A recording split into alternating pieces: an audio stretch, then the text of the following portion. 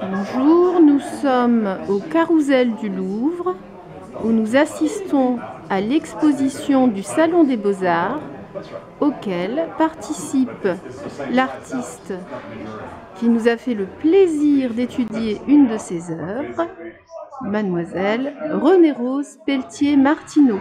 Bonjour Renée-Rose.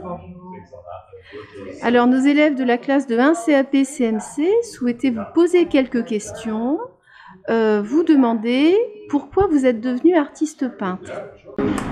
Ça remonte à loin. Ça remonte loin.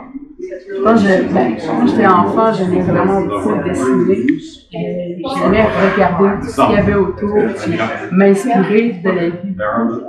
Puis à 16 ans, j'ai pris la décision de choisir une carrière artistique. Donc, j'ai choisi à ce moment-là de faire mes études en arts visuels.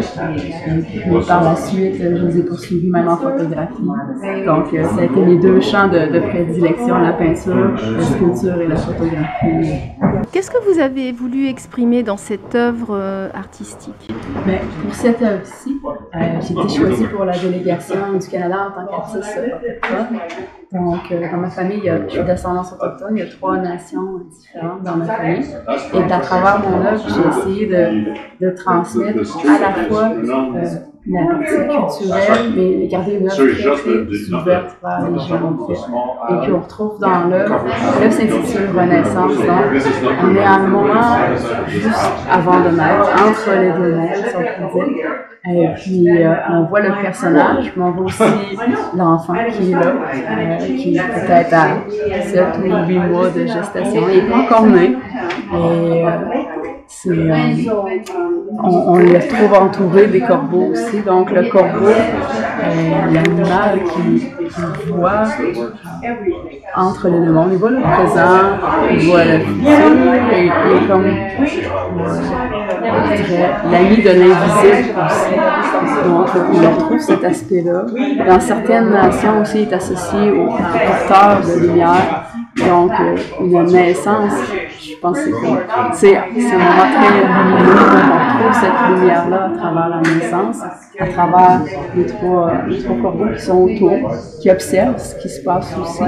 Et puis, la personne en être, on parle de renaissance parce que souvent on peut avoir une vie avant la naissance.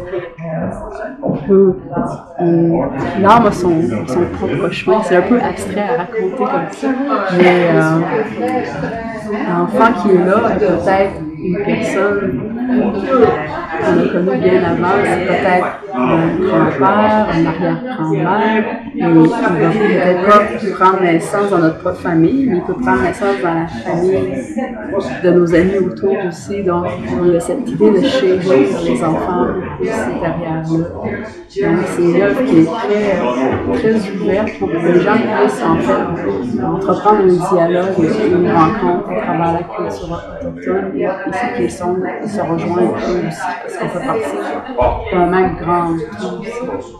Puis on retrouve aussi des éléments un peu plus anciens d'écriture, mais qui racontent aussi où on est présentement ici. Puis on peut les lire de bas en haut, de haut en bas.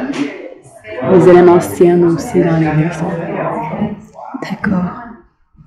À quelle culture, à quelle nation autochtone appartiens-tu, Renée-Rose? Dans ma famille, il y a des Mi'kmaq, il y a des Algonquins, il y a des Wendat. D'accord. Et quelle place occupe ta culture autochtone dans ta vie?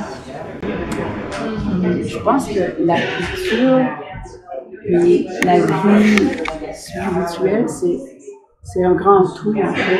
Qui on est, ça se dissocie pas. Donc, ça fait partie de tout ce qu'on est. Qui on est culturellement, spirituellement, c'est notre être entier. Donc, le fait d'être, le fait d'avoir l'opportunité de créer, en plus de le traduire en image, mais ça se transmet aussi à travers nos relations avec les gens aussi. Donc, ça occupe toute la place. Je pense que plus on habite qui on est, au plus on peut partager quelque chose d'unique avec les gens, puis d'apprécier aussi leur unicité.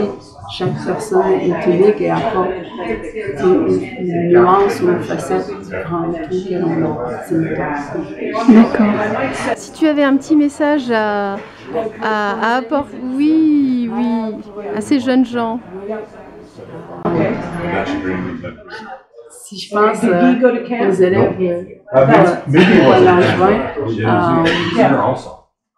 j'aimerais tellement vous souhaiter de croire en vos rêves, peu importe le rêve que vous avez, qu'il soit artistique ou autre.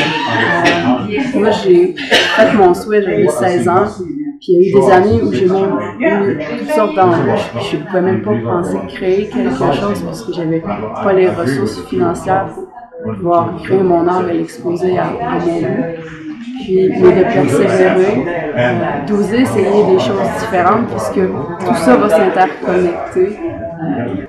Merci beaucoup René Rose de nous accueillir et tous les élèves de Langevin se joignent à moi pour te souhaiter le plus grand succès dans ton œuvre. Félicitations encore. Merci de prendre le temps d'étudier mes œuvres. Ça me touche beaucoup. Je trouve ça extraordinaire d'avoir vos commentaires, d'avoir vos réactions, de voir comme mon art peut faire du bien de l'autre côté de l'océan. C'est fabuleux. Grâce à vous autres, ça donne une dimension. Merci à toi René Rose.